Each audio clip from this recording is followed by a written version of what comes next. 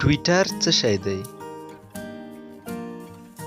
د ټویټر کلمه د ټویټ څخه اخیستل شوې چې د کوچنیو مرغانو د اواز په معنا ده. دا هم یوه ټولنیزه شبکه ده چې د همدې کمپنۍ له لوري پر مخ وړل کیږي. دا شبکه جک ډورسي، نوح ګلاس، بیزسټون او ایوان ویلیامز لخوا د 2006 د مارچ په 21 جوړ شو، خو د جولای په 15 یې په فعالیت پیل وکړ. دا شبکه 500 میلیونه کاروونکي لري او د هغه څخه یې 201 میلیونه فعاله کاروونکي دي چې د فیسبوک څخه وروسته په 2مه درجه کې راځي.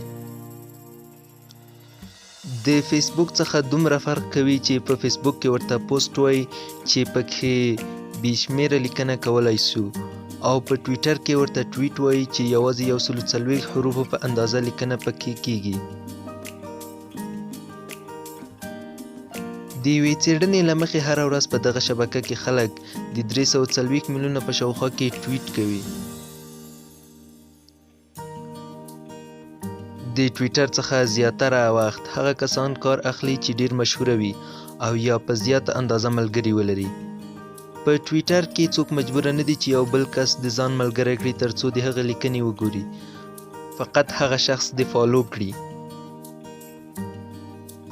هغه مشهوره خلک چې غواړي خپلو مینوالو ته د ځان په اړه څه ولیکي نو د همدې شبکې څخه کار اخلي، هغه که یو فلمي ستوری وي که یو سیاسي څیره، هر یو د ټویټر څخه کار اخلي.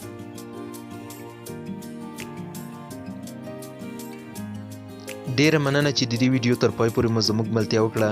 که مو له داسې ډول ویډیوګانو سره مینه وي نو زموږ یوټیوب چینل در سره سبسکرایب کړئ، د زنګ بټنه فعاله کړئ ترڅو زموږ له نوې ویډیوګانو څخه خبر شئ.